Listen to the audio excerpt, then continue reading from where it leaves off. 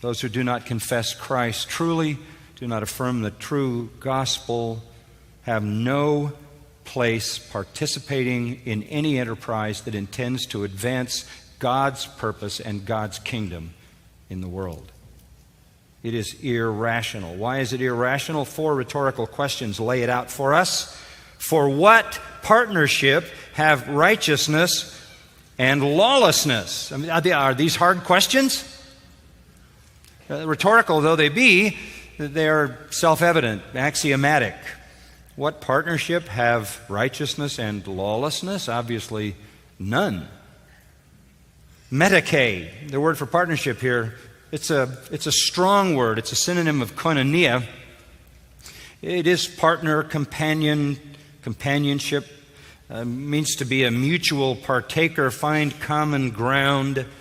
It is absolutely impossible for 2 such realities as righteousness and lawlessness to accomplish anything for God together. I have been looking forward to this evening for a very, very long time. It has been my desire to engage in a dialogue like this, and when the opportunity came that I'd be coming into this area, I contacted Dr. Qadhi, and I put out the call, and the church here was so kind to respond and to join with us in providing a place for us to have our conversation this evening. I want you to understand what our motivations are this evening in coming together. This is not a debate. Some of you have seen debates that I have done around the world. This is not intended to be a debate. We are going to, of necessity, discuss differences that we have.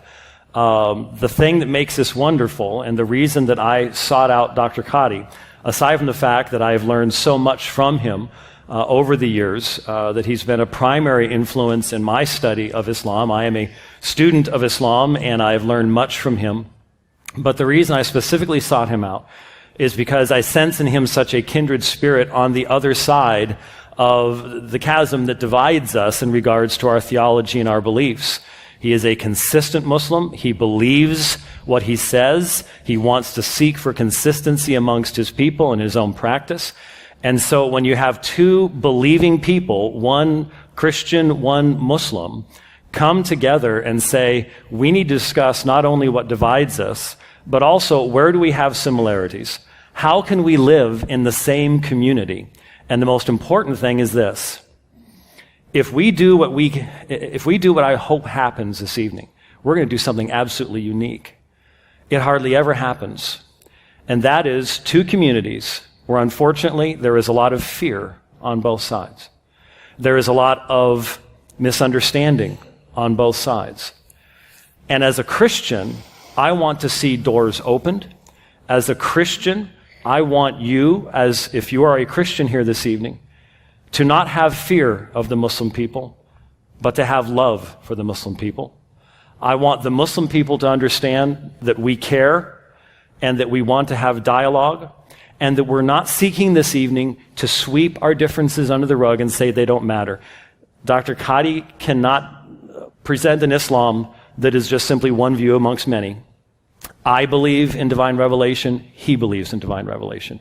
So how do we get along? How do our communities talk to one another? The sad fact of the matter is that conversation isn't happening. And I want it to start tonight. And I want it to start here. So if you're a praying person, pray that we will have understanding. That if you're a Christian, I want you to hear what this man has to say. I want you to understand why he believes the things he does, what his life is like here in the United States as a Muslim. And I want you to hear especially when he talks about what Islam is and what it is not, and who speaks for Islam and all these types of things. I want you to hear so that we can have better communication with one another. That's why we're here this evening. I hope that's why you've come here this evening. Any attempted fellowship in common is ridiculous, damaging, falsely reassuring to the unbeliever, and confusing to the world. The thought that a believer could engage in fellowship with an unbeliever for some kingdom purpose, for some spiritual purpose, is as blasphemous as the idea that Jesus would cooperate as a partner with Satan in the same thing. It's unthinkable. God uses Satan. He does not fellowship with him. He does not associate with him. Pagans don't mind joining Christians in religious activity. They welcome it. Why? Because Satan wants to infiltrate. Do you understand that? They're ready to take you on, to embrace you. In fact, they love that. That's just a big score for them, gives them legitimacy. We can't join with unbelievers in worship. We can't join with unbelievers in ministry. We can't join with unbelievers, listen, in any enterprise that involves God's name. That's blasphemy. That's sacrilegious. Says that do not say he was crucified. They neither killed him, they meaning the children of Israel, they neither killed him nor crucified him, but rather, and this is really ambiguous even in the Arabic, it was made to appear to them so. I just translated the Arabic. What does that mean? It was made to appear to them so. Now, that's what the Quran says. Muslim exegetes, and this is not from the Quran, this is their interpretation. So I don't consider their interpretation to be divine, but yes, we are sympathetic to it. I am sympathetic to it. Muslim exegetes have interpreted that Jesus was not crucified nor even placed on the cross, but rather that God saved him. Now this is an interpretation that is mainstream.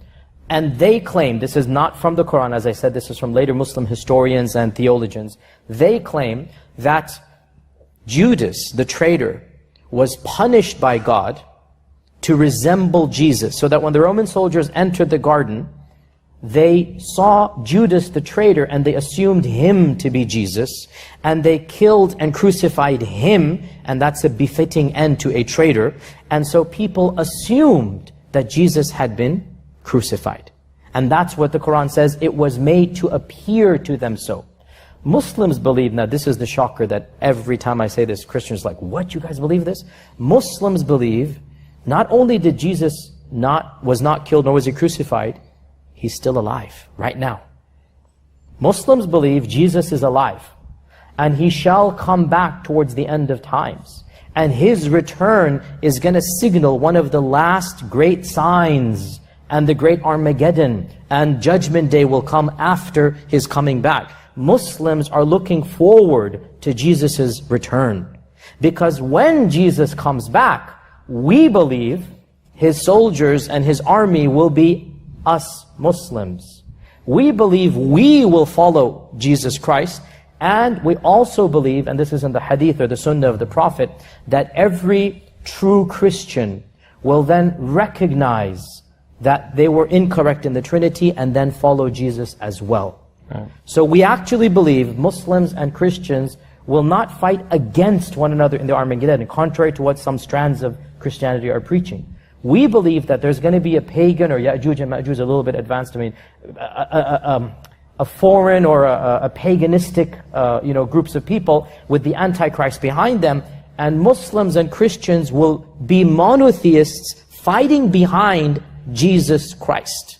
So this is the respect and honor we give Jesus. Jesus is of the mightiest prophets and messengers, but from the Islamic perspective, he's not in any shape, fashion, or form divine. Now, by the way, the term living God is a wonderful New Testament term. It's in contrast to dead idols. We worship the living God. So any joining of ourselves to non-believers in any common enterprise that bears the name of God is a sacrilege. It is putting our God next to Dagon.